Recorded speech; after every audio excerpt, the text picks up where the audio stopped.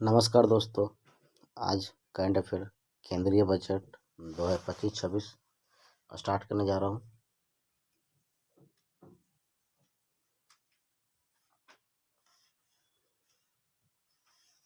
चलिए, पहला है वित्त मंत्री निर्मला सीतारमण ने 1 फरवरी 2025 को केंद्रीय बजट 2025-26 पेश किया, जिसमें विकास के 4 इंजनों पर रेखांकित किया गया, जो इस प्रकार है। कृषि, सूक्ष्म लघु और मध्यम उद्योग एमएसएमई, निवेश, निर्यात। केंद्रीय बजट 2025-26 का थीम क्या था? सबका विकास। बजट के थीम के अनुरूप वित्त मंत्री ने विकसित भारत के व्यापक सिद्धांतों को रेखांकित किया, जो इस तरह से है। 6 दिया है सिद्धांत। गरीबी से मुक्ति पहला। दूसरा 100% अच्छे स्तर की स्कूली शिक्षा।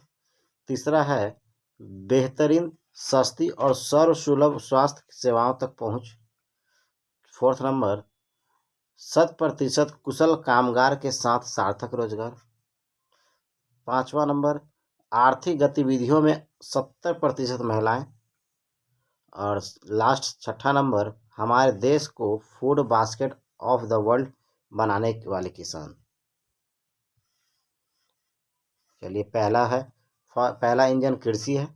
प्रधानमंत्री धन धान्य कृषि योजना, इसके अंतर्गत कम कृषि उत्पादकता वाले 100 जिलों को शामिल किया गया है, जिसमें 1.7 करोड़ किसान होंगे। ठीक है, 100 जिला को शामिल किया गया है, 1.7 करोड़ किसान होंगे। दलहनों में आत्मनिर्भरता, सरकार तूर, उड़द और मसूर 3 दालें हैं, तूर, उड़द और मसूर पर विशेष ध्यान के साथ दालों में आत्मनिर्भरता के लिए एक 6 वर्षीय अभियान शुरू किया। कितने वर्षों के लिए? तो 6 वर्षों के लिए। ठीक है, नेक्स्ट है किसान क्रेडिट कार्ड की बढ़ी हुई सीमा। 7.7 करोड़ किसानों के लिए ऋण की सीमा को सुविधाजनक बनाने के लिए 3 लाख से बढ़ाकर 5 लाख कर दिया गया। ठीक है, फिर से देखिए, 7.7 करोड़ किसानों के लिए ऋण की सीमा को सुविधाजनक बनाने के लिए 3 लाख से बढ़ाकर 5 लाख कर दिया गया। ठीक है, एक है उच्च उपज देने वाले बीजों पर राष्ट्रीय मिशन। अनुसंधान को मजबूत करना, 100 से अधिक उच्च उपज देने वाली और कीट प्रतिरोधी बीज किस्मों की उपलब्धता सुनिश्चित करना। नेक्स्ट है बजट अनुमान 2025-26।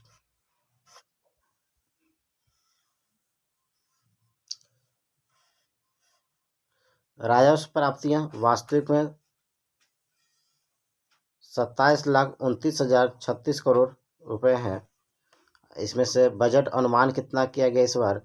तो 31,29,200 करोड़। संशोधित अनुमान है 30,87,960 करोड़। अब बजट अनुमान है अच्छा 25-26 में कितना है? तो 34,20,409 करोड़। ठीक है,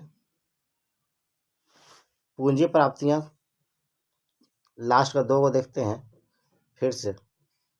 राजस्व प्राप्तियां जो है 24-25 में कितना था? तो 30,87,960 करोड़। अब 25-26 में रहने का अनुमान लगाया गया है 34,20,409 करोड़। पूंजी प्राप्तियां 24-25 में कितनी है? तो ये है 16,28,527 करोड़। और 25-26 में है 16,44,936 करोड़। कुल प्राप्तियां कितना है? 47,16,487 24-25 में। और अनुमान किया गया अगले 25-26 के लिए 50,65,345 करोड़। कुल व्यय खर्च 2024-25 में 47,16,487 करोड़। बजट अनुमान लगाया गया 50,65,345 करोड़। प्रभावी पूंजीगत व्यय 24-25 में 13,18,320 करोड़। और 25-26 में अनुमान लगाया गया है 15,48,282 करोड़। राजस्व घाटा 24-25 में 6,10,98 करोड़। और आपका अनुमान बजट जो है 25-26 का 5,23,846 करोड़। प्रभावी राजस्व घाटा कितना होगा इसके लिए 24-25 में 3,10,207 करोड़। और आपका बजट अनुमान है 96,654 करोड़। राजकोषीय घाटा संशोधित अनुमान 15,69,527 करोड़। और 25-26 में 15,68,936 करोड़। प्राथमिक घाटा 24-25 में 4,31,587 करोड़ और 25-26 में 2,92,598 करोड़। नेक्स्ट है केंद्रीय राजस्व एवं व्यय। रुपया कहाँ से आता है और रुपया कहाँ जाता है, कितना देखिए। रुपया में देखिएगा तो 24 पैसा जो है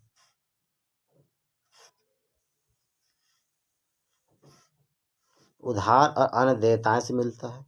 निगम से 17 पैसा मिलता है। आय कर से 22 पैसा मिलता है। सीमा शुल्क 4 पैसा मिलता है। केंद्रीय उत्पाद शुल्क से 5 पैसा मिलता है। जीएसटी और अन्य कर से 18 पैसा। कर भिन्न प्राप्तियां पता नहीं कितना लिखा हुआ है, लेकिन ऋण भिन्न पूंजीगत प्राप्तियां 1 पैसा है।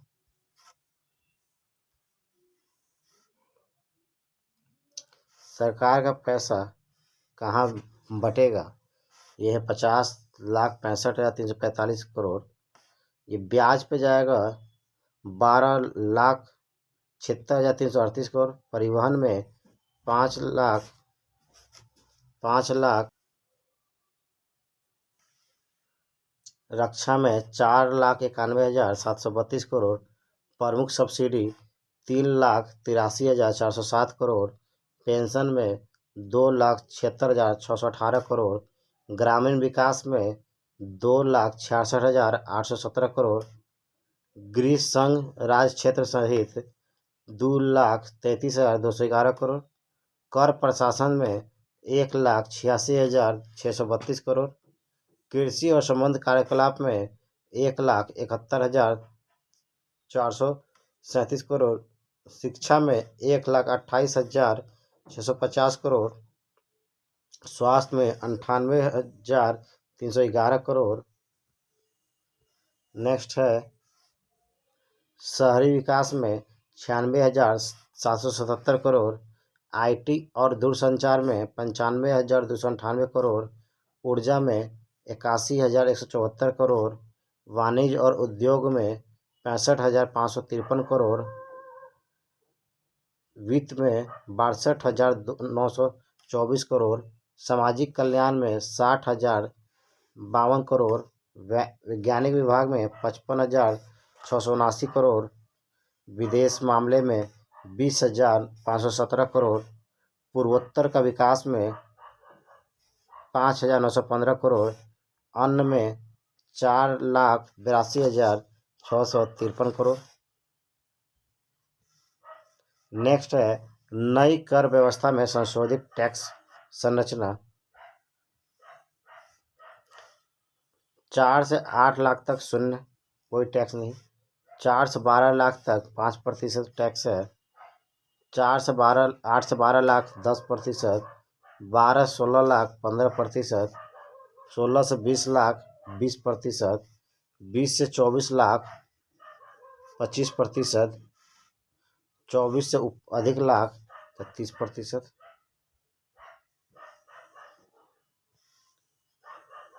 नेक्स्ट है घाटे की प्रवृत्तियां, जीडीपी का विकास। राजकोषीय घाटा 15.69 लाख करोड़, जीडीपी का 4.4%। राजस्व घाटा 1.5%, मतलब कि 5.24 लाख करोड़। प्राथमिक घाटा जीडीपी का 0.8%, 2.93 लाख करोड़। प्रभावी राजस्व घाटा जीडीपी का 0.3% मतलब 0.97 लाख करोड़। कपास उत्पादकता मिशन क्या है? सतत कृषि को बढ़ावा देने, अतिरिक्त लंबे रेशे वाले कपास का उत्पादन बढ़ाने और गुणवत्ता में सुधार करने के लिए 5 वर्षीय पहल है।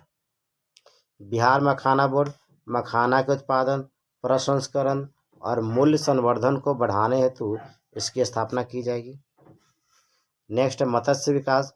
भारतीय विशिष्ट आर्थिक क्षेत्र में और उच्च सागर में सतत मत्स्य पालन के लिए नई रूपरेखा, अंडमान और निकोबार तथा लक्षद्वीप पर ध्यान केंद्रित करना। नेक्स्ट है असम में यूरिया संयंत्र। कृषि उत्पादकता को बढ़ावा देने के लिए ब्रह्मपुत्रा घाटी उर्वरक निगम लिमिटेड के परिसर में 12.7 लाख मीट्रिक टन क्षमता का एक यूरिया संयंत्र स्थापित किया जाएगा। तो कितना दोस्तों? 12.7 लाख मीट्रिक टन का। दूसरा इंजन है एमएसएमई। संशोधित एमएसएमई वर्गीकरण निवेश और कुल कारोबार सीमाओं को क्रमशः 2.5 और 2 गुना बढ़ाया गया है, जिससे लघु उद्यम के लिए ऋण के अवसर बढ़ेंगे। ठीक है। सूक्ष्म उद्यम क्रेडिट कार्ड 10 लाख सूक्ष्म उद्यमों के लिए 5 लाख की ऋण सुविधा, वित्तीय समावेशन और आर्थिक भागीदार को बढ़ावा दिया गया है। एमएसएमई के लिए ऋण कवर क्या है? गारंटी कवर 5 करोड़ से बढ़कर 10 करोड़ कर दिया गया है। चमड़ा और फुटवियर के लिए फोकस प्रोडक्ट स्कीम 22 लाख रोजगार, 4 लाख करोड़ का राजस्व, 1.1 लाख करोड़ से अधिक का निर्यात। खिलौना क्षेत्र का विकास, क्लस्टर और नवाचार आधारित विनिर्माण वैश्विक बाजारों में मेड इन इंडिया ब्रांड को बढ़ावा दे रहे हैं। नेक्स्ट है राष्ट्रीय खाद्य प्रौद्योगिकी संस्थान।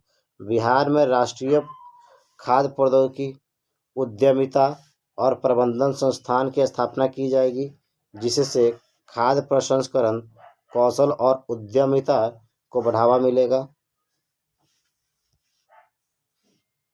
नेक्स्ट है स्टार्टअप के लिए फंड और फंड्स विस्तारित दायरे और 10,000 करोड़ के अतिरिक्त योगदान के साथ स्थापित किया जाएगा। तीसरा इंजन है निवेश।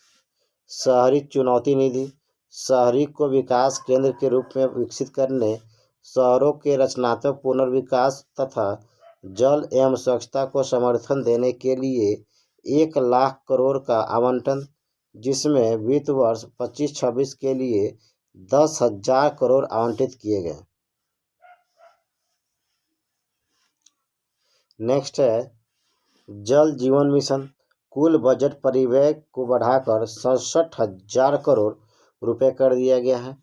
यह मिशन की अवधि 2028 तक बढ़ा दी गई है। इस मिशन से 15 करोड़ परिवार लाभान्वित होंगे। कितना? तो 67,000 करोड़ से 15 करोड़ परिवार लाभान्वित होंगे। समुद्री विकास निधि 25,000 करोड़। कितना? तो 25,000 करोड़ का कोष सरकार द्वारा 49% योगदान जहाज निर्माण, बंदरगाहों और रसद बुनियादी ढांचे के लिए दीर्घकालिक वित्त पोषण का समर्थन करता है। आईआईटी का विस्तार 6500 अतिरिक्त छात्रों के लिए अतिरिक्त बुनियादी ढांचा भारत की तकनीकी शिक्षा क्षमता को बढ़ावा देगा। नेक्स्ट है पीएम रिसर्च फेलोशिप। आईआईटी और आईआईएससी के उन्नत अनुसंधान के लिए 10,000 फेलोशिप होंगे। डे केयर कैंसर सेंटर, इन्हें अगले 3 वर्षों में सभी जिला अस्पतालों में स्थापित किया जाएगा। वर्ष 2025-26 तक 200 सेंटर स्थापित किए जाएंगे, जिससे कैंसर उपचार की किफ़ायती उपलब्धता सुनिश्चित होगी। भारतीय भाषा पुस्तक योजना, स्कूल और उच्च शिक्षा तक पहुंच बढ़ाने के क्रम में भारतीय भाषा में डिजिटल पुस्तकें उपलब्ध कराई जाएंगी। नेक्स्ट है विकसित भारत के लिए परमाणु ऊर्जा मिशन। स्मॉल मॉड्यूलर रिएक्टरों एसएमआर के लिए 20,000 करोड़। कितना? 20,000 करोड़ के परिव्यय के साथ इसके तहत 2033 तक स्वदेशी रूप से विकसित कम से कम 5 SMR का संचालन किया जाना प्रस्तावित है। नेक्स्ट है उड़ान क्षेत्रीय संपर्क योजना।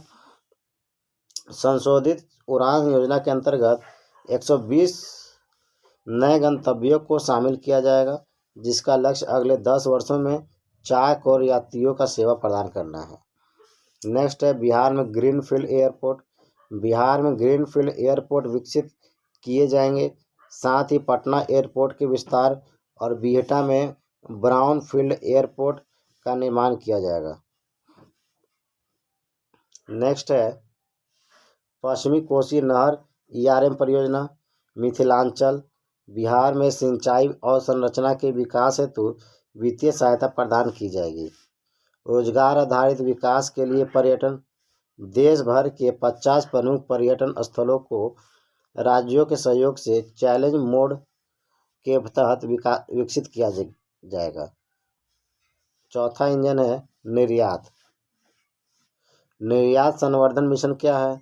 क्षेत्रीय और मंत्रालय लक्ष्यों के साथ एक निर्यात संवर्धन मिशन का शुभारंभ किया जाएगा, जिसे वाणिज्य मंत्रालय, MSME मंत्रालय और वित्त मंत्रालय द्वारा संयुक्त रूप से चलाया जाएगा। भारत ट्रेड नेट क्या है? एक एकीकृत डिजिटल प्लेटफॉर्म जो अंतर्राष्ट्रीय व्यापार दस्तावेजीकरण और वित्त पोषण समाधान की सुविधा प्रदान करेगा। ग्लोबल कैपेबिलिटी सेंटर्स GCC हेतु राष्ट्रीय ढांचा क्या है? उभरते हुए द्वितीय श्रेणी Tier 2 शहरों में आउटसोर्सिंग केंद्रों को बढ़ावा देने के लिए नीतिगत प्रोत्साहन दिए जाएंगे, जिससे भारत एक प्रमुख वैश्विक सेवा प्रदाता के रूप में उभर सकेंगे। एयर कार्गो के लिए भंडारण सुविधा, उच्च मूल्य वाले नाशवंत उत्पादों के निर्यात को सक्षम बनाने के लिए उन्नत भंडारण अवसंरचना का विकास किया जाएगा। थैंक यू दोस्तों।